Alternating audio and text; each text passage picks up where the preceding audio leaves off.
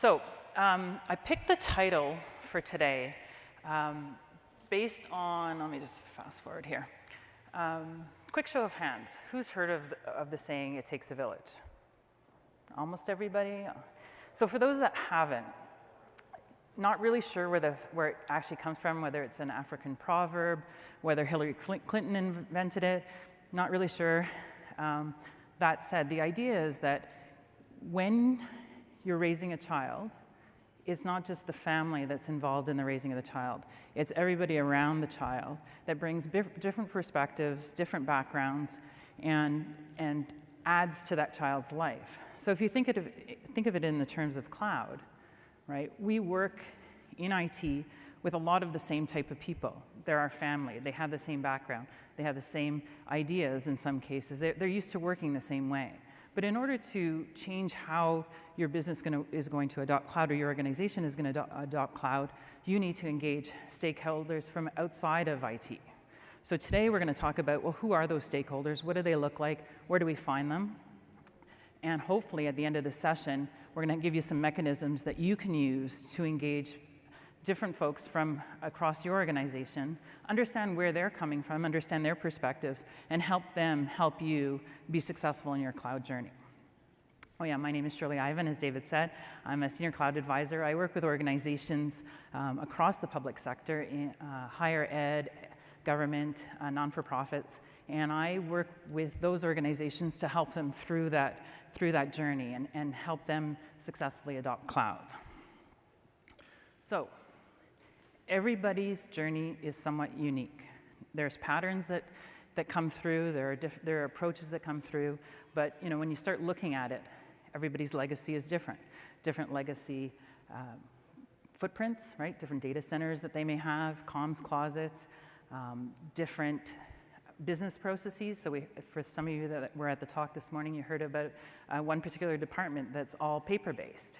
So they're going from paper to online and to digital. That legacy is part of what they need to do as part of their cloud journey. Goals and outcomes are different. And through this session, I'm actually going to talk about business outcomes. Now, I'm using the term generically. In the private sector, that's usually about financial return on investment, market share, market capitalization. In the public sector, it's really about the mandate that your constituents entrust to you to deliver on your goals. So it's about the outcomes in social, environmental, political, economic, right? All those are the goals as an organization that you're trying to achieve. And each one of those, depending on what sector you're in, depending on what level of government you're in, for example, those will be different. The risks are different, right? In this time of having to do more with less, being still asked to deliver additional services at the same rate and transform, each organization has to take that into consideration as they map out their cloud journey. Workloads are different, right? Mission critical workloads, workloads that are seasonal, workloads that are as a result of catastrophes, as we saw in Ottawa with the recent floods, right? Demands for IT services and services from our governments, from our NPOs, really spike up in terms of disaster. Resiliency requirements are different, depending on the impact. Well, again, the impacts of changing climate are also affecting some of the ways of delivering services for those organizations. So today I'm going to talk to you about the Cloud Adoption Framework. This is something that we at AWS have developed over the course of, I guess it's about 10 years now, based on the work that we do with private and public sector organizations. It's, in the public sector right now, we're working with over 4,000 government agencies, 9,000 academic institutions, and 27,000 non-for-profits. All of the collective knowledge that we gain through working with them goes into our cloud adoption framework. And we continue to evolve that and share the best practices that we learn through those interactions. The cloud is ultimately about change. And change, let's face it, is hard. The intent of the CAF, or the Cloud Adoption Framework, and I'm going to call it CAF just to make it easier for this session, is really about making it, if you will, less hard.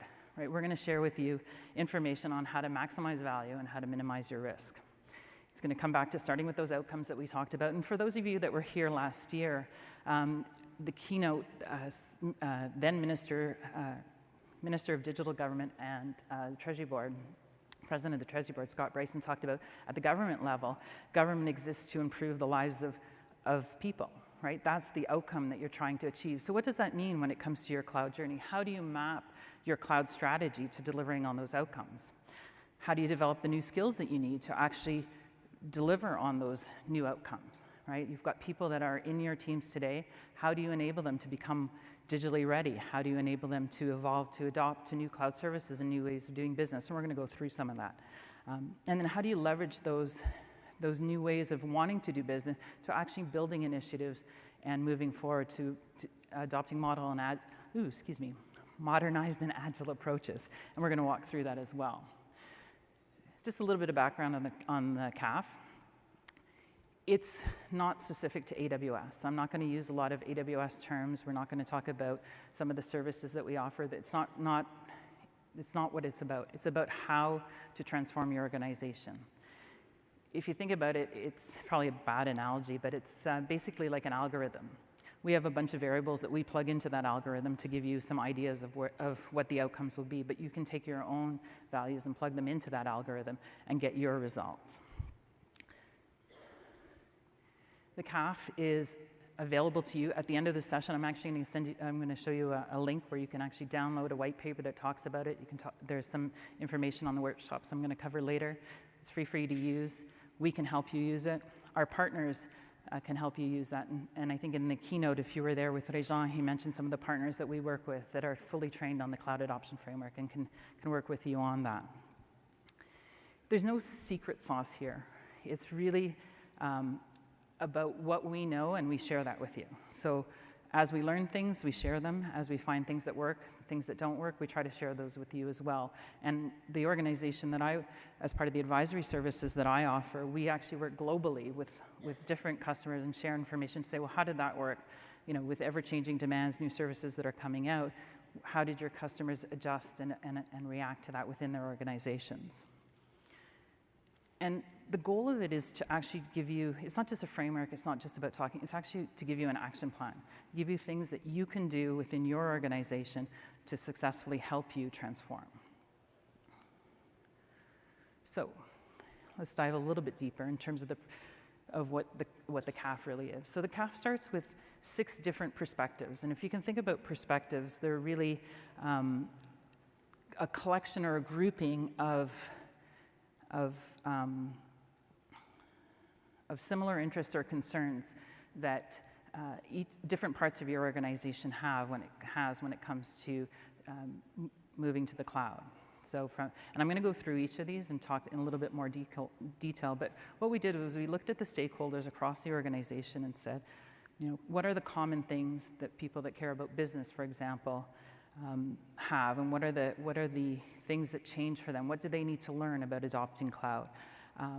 And if you think about it, it's not what is changing. So if you think about cloud, it's not that we don't do budgets, for example, in the finance world, but it's how we do those budgets, how we manage elasticity and feed those into the budgets that are going to change.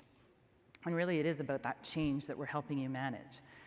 Change is personal, and people really want to understand what that change is for them. And through these perspectives and through the workshops that we have to help you develop those perspectives, it really helps individuals understand the impacts and how they're going to change and how they need to move forward. So let's start with the first one, business. So the business is really, if you look at your organization, the business is really about business managers, finance managers, budget owners, strategy stakeholders. So within your organizations, start thinking about who are those people within your organization that do those types of functions. And from our perspective, what they are concerned about is aligning the business to IT, right? Ensuring that the projects that you're developing are meeting or the strategies that you're putting in place are meeting the organizational outcomes that we've defined. It's back to the budgeting and financing, right? Budget changes. You move from a CapEx model to an OpEx model. What does that mean for people that own budgets? How do we help them through that process, and what does it look like as you adopt more cloud services and you get your bill? What do chargebacks look like? How do you enable that you can now map the use of services to the budgets that you've put in place, so you've got that end-to-end accountability. And then benefits realization. How do I measure the benefits of adopting cloud? How do I link the business to the consumption of services that I'm using? And finally, looking at opportunity costs. If I don't adopt cloud, what does that mean? And these are the changes that come as you start maturing and as you start growing through your cloud journey. People. I like to say it's always about the people. People are the hardest part about the change in cloud adoption.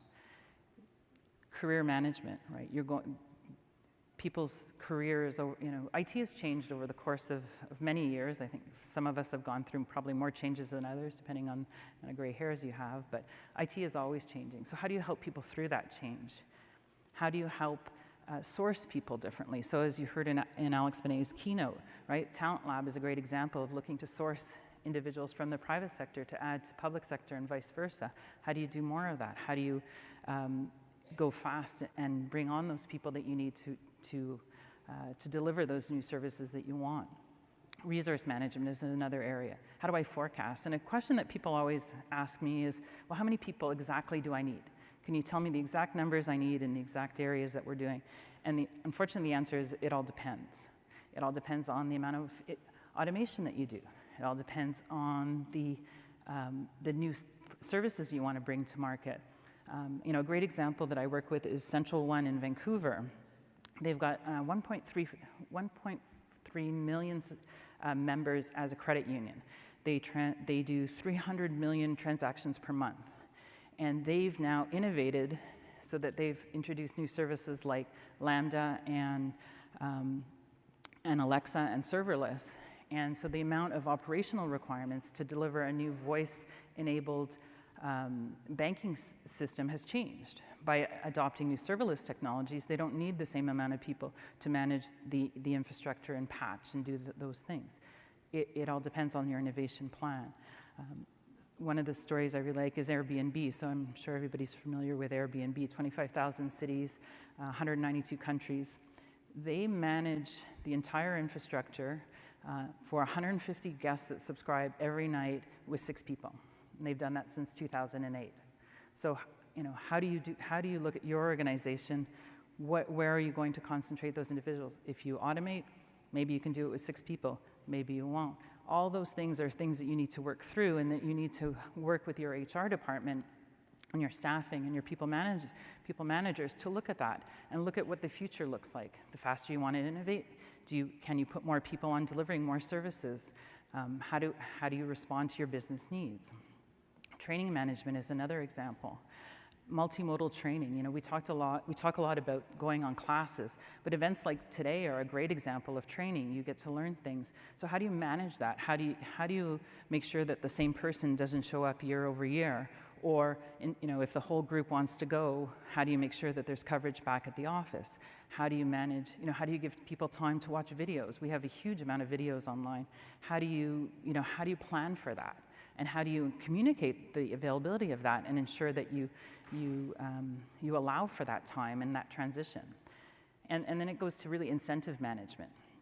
In public sector especially, salary becomes a hard thing that we don't really use as an incentive, but there's tons of other incentives. For example, coming today and having the day to actually spend and learn, or attending yesterday's game day and coming away with lots of learning. That's great incentive.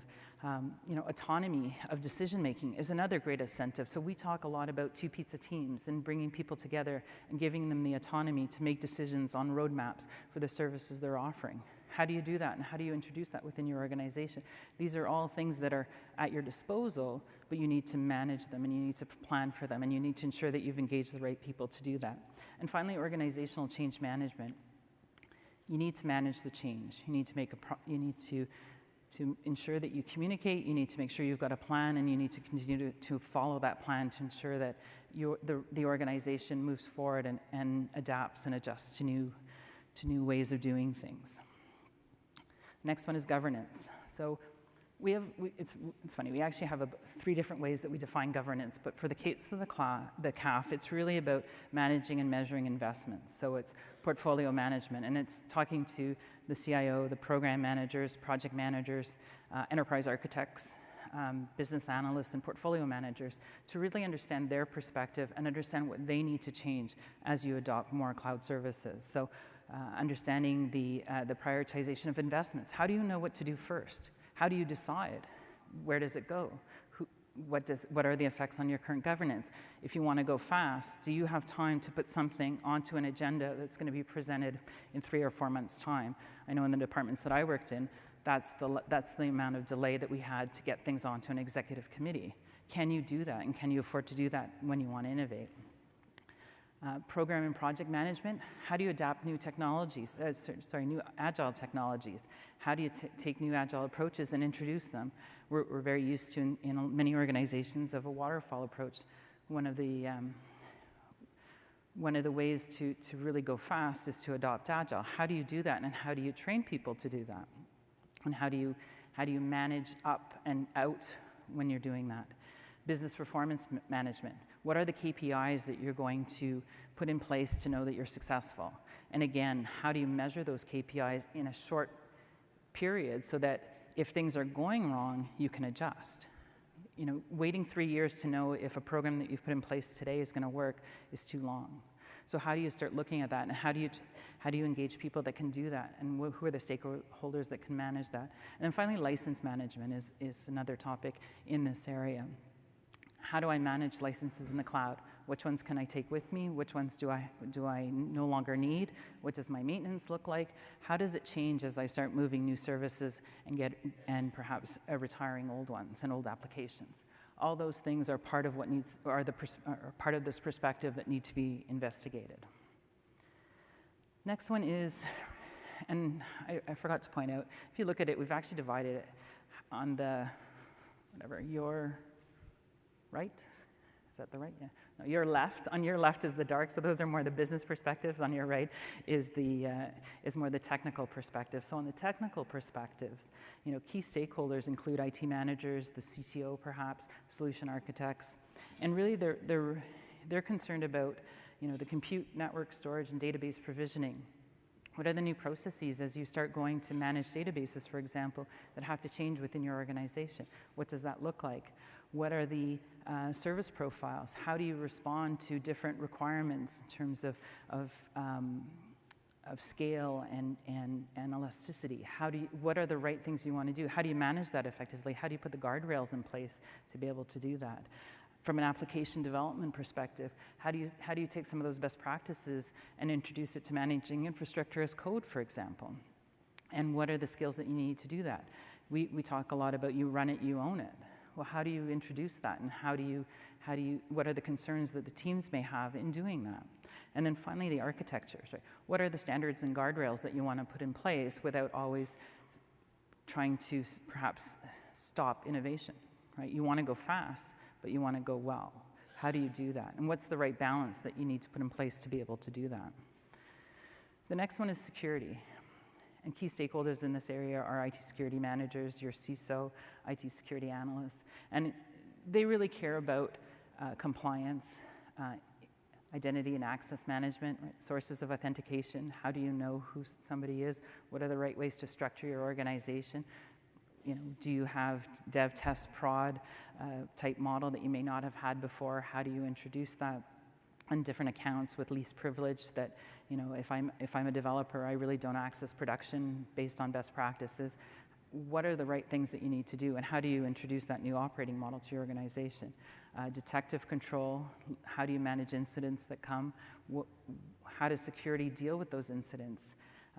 Infrastructure security, meeting industry standards and industry and regulations that you have, and then data protection. So how do you deal with data in transit and data at rest? What are the encryption standards that you want to use? What are the right ways? I think you heard in Darren's talk, right?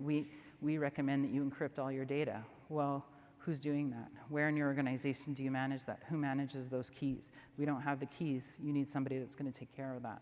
And then finally, incident response. What are the new processes that you need to put in place to deal with incidents that may arise? We like to talk a lot about our security model in terms of We are accountable for security of the cloud, and you're accountable for security in the cloud. How do you adapt that type of approach? And who are the people within the organization that now need to think about things in that manner? And then finally, operations. Once you've put your application into the cloud, how do you support it? What does it look like? How do you ensure that it's delivering against the objectives, the SLAs and the OLAs that you put in place? What are the SLAs and OLAs that you want to put in place?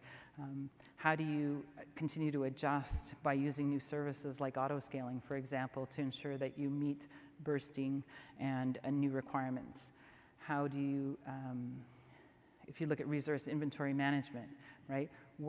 How do you get high performance without over-provisioning, for example? And then release and change management. What does your CAB look like? You want to go fast. Well, again, is it I have to submit to the change advisory board that happens in 3 weeks and wait for approval?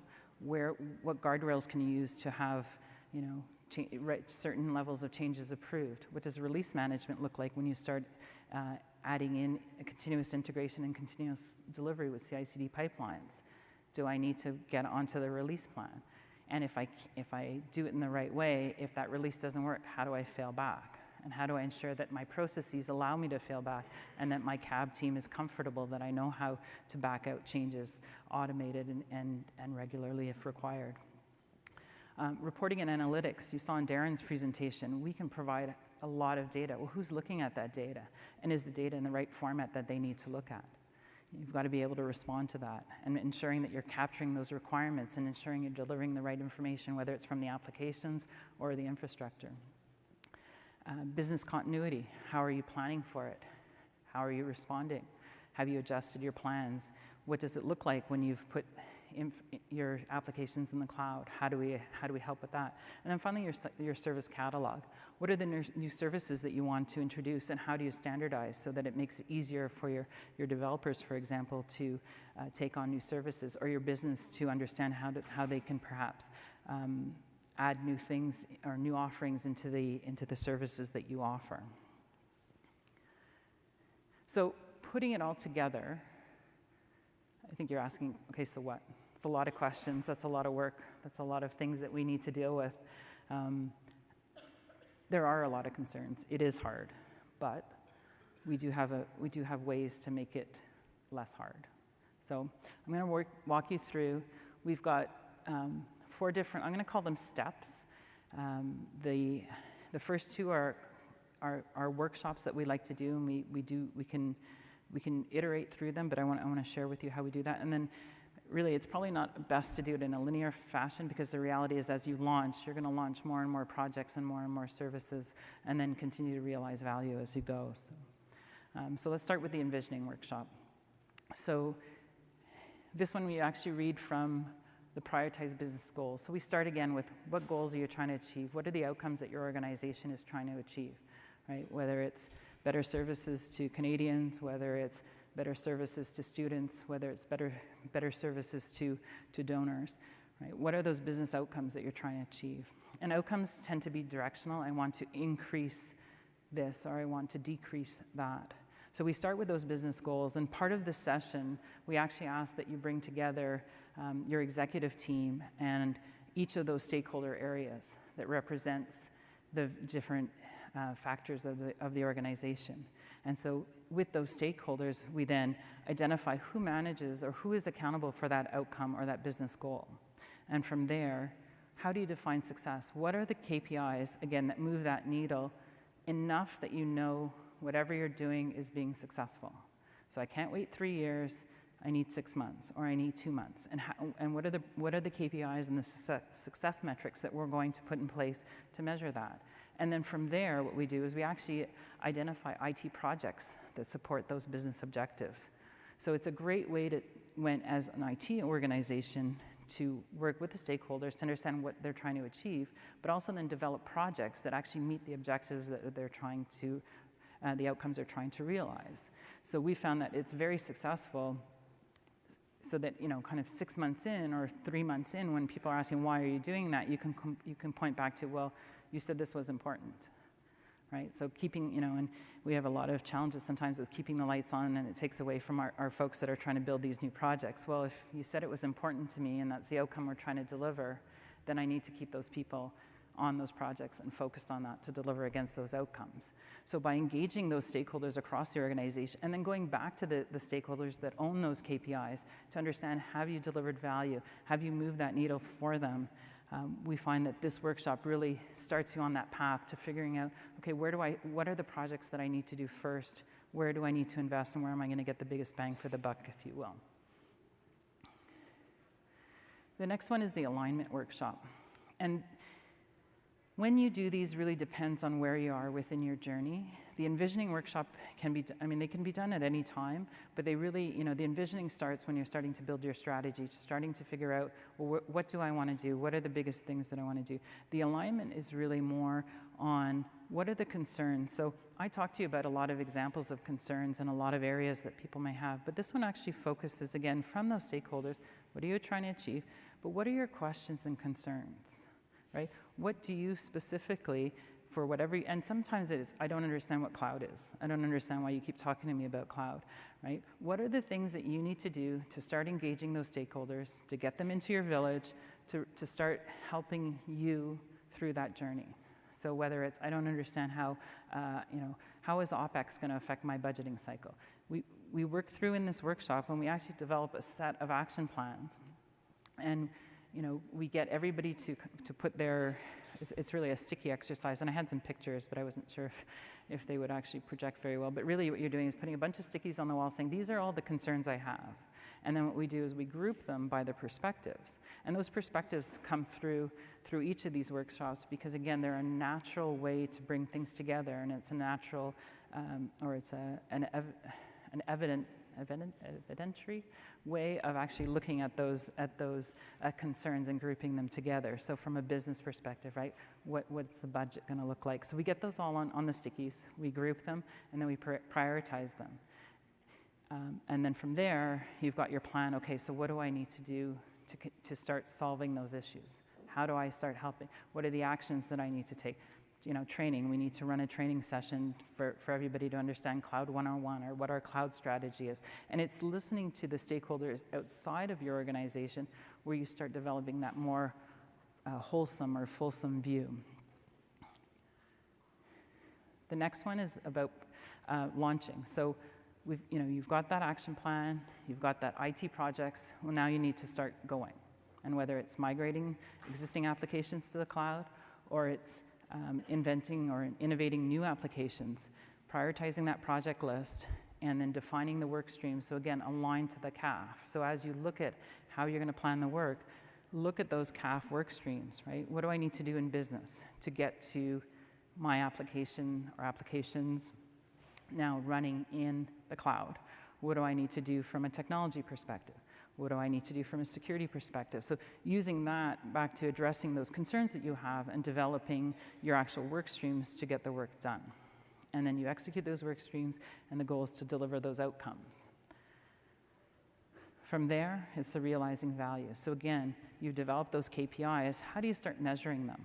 How do you produce the reports? How do you get the data that allows you to show that you've successfully delivered against those projects? The more you can tie it back, again, to those business outcomes through data, the better the metrics will be. So how can we help? These are some of the examples of workshops that we have. Our partners can do a lot of these workshops as well. As I mentioned, they're part of the thing. Please, understand talk to your stakeholders, I guess would be my takeaway. Try to find those people that have those perspectives. Go for a coffee with them and ask them, okay, what are your concerns? How do you help me be successful and help my organization? We can help, but I think the best you can do is actually do that on your own. And so this is the white paper. There's lots of information on our website. I do invite you to take a look. We've got a few minutes for questions, so I'm not sure if anybody has any questions or if that was helpful. And again, if you fill in the survey, you'll get the links in the presentation, so it'll be a lot easier to find. But just Google, if you just search CAF on our website, it's it's quite easy to find. Hi, Shirley. Yeah. This is Paul. I'm actually over here, Shirley. Other side. Okay, Shirley. never mind. Paul, where are you? This Oh, side. this side. Hi. There you are. Okay, sorry. Yeah, thank you for a very comprehensive presentation. You've explained the process very well. What I was thinking, from a practical perspective, what is often the timeline that it will take from when people start this envisioning process before they really get into the cloud? And then to follow up, as always in the real world, it's messy. So you have these original goals and objectives. Everyone thinks they're signed up. Everyone thinks they've allocated enough resources. And when you get into it, you realize things change. So how does the process iterate to make sure you continue to be on track and to move forward? So for the first question, when do you start?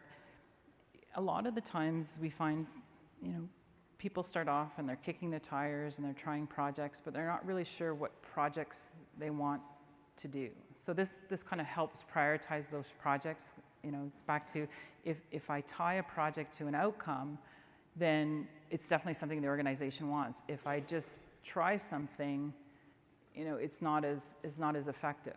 So you can do them at any time. We found that kind of earlier on, if I go back to the engagements, the Envision, the cloud journey simulation is actually the first thing that we do, which is really meeting with organizations who the rest of their executive team and their kind of 2 ICs have never even heard of cloud, right? They read an article, they heard the words, don't really understand. So we actually run through that simulation to get them on board to understand. The Envision is the same thing. It's really a non-technical way to start engaging across the organization. Now, depending on where you are within your stages of adoption, you may find that you've done a bunch of projects, but you seem to be stalling. Well, then perhaps that's a good time to go back and say, you know what, maybe we should do the envisioning session. Maybe we do need to figure out what those projects are. So you can do it depending on where you are. When it comes to how do you iterate, we're back to if we're introducing those, as you go through that action planning and you start coming up with those action plans, understanding how to measure that value and having a priority of looking at that. How are you going to show success? What are those, and looking at those KPIs that aren't so far out, then that gives you the opportunity to adjust. And if the stakeholders are seeing value that the KPIs that they identified are delivering, then you're good. If you need to start over, well, then that's okay too. That's the whole point. You're doing it quickly. You're not waiting 3 years out to find out, we really should have tried something else. So that's what we're trying to introduce is mechanisms that allow you to make those quick decisions and track them back to the outcomes. Did that work? It's hard to see with the light. I can't see you nodding, Paul, but I think that got it. Are there other questions?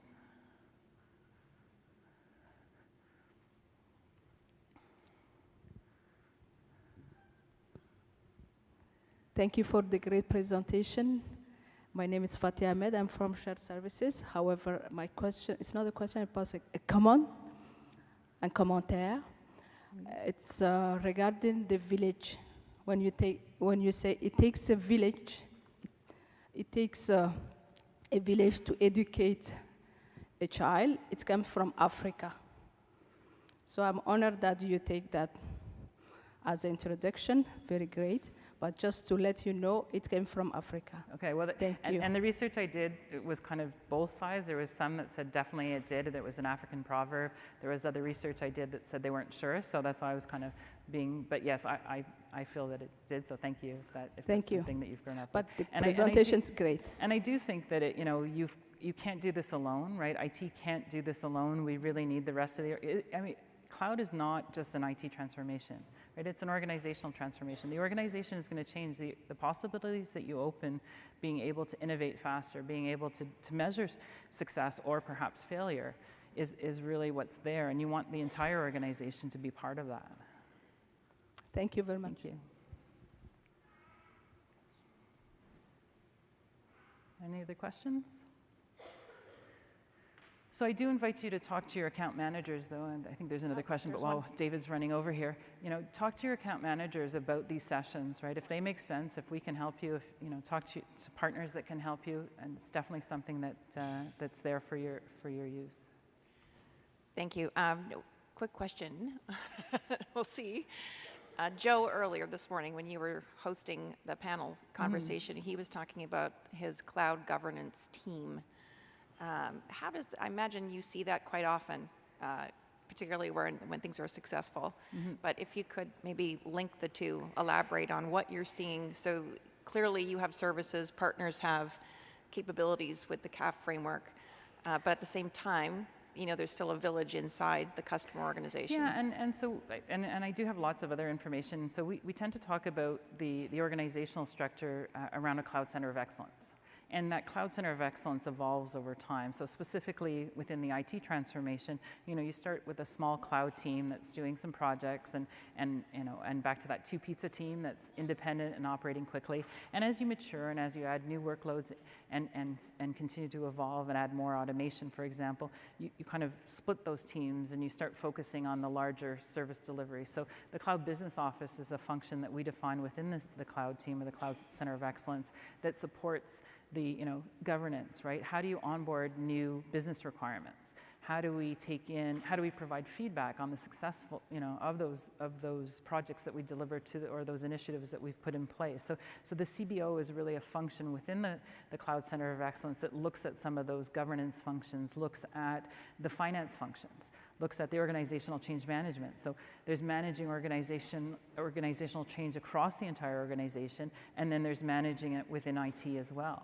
And how do you work together across the organization to communicate? What are the regular communication vehicles? How do you teach through communication, right? How do you show people, here's what we've done, to spark other ideas to do new things?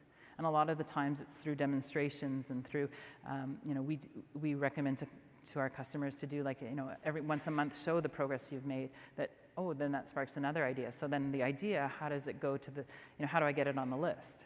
And what are the mechanisms that I want to use to actually get it on, and back to the IT prioritization of projects, how do I do that? So that's really where the governance comes in, and then there's the larger organizational governance, right? So how is that going to change, again, if I want to go fast? I can't put myself on an agenda in 4 months' time if I don't even know what I'm building, and if I don't even know what I'm presenting. So that's part of the change that needs to be introduced, especially, within larger organizations where governance is that monthly meeting that you've got to present, prepare and send in 3 weeks in advance so everybody can read it. Does that work in a cloud environment? Sometimes it does. Sometimes you need to figure out ways to go quicker.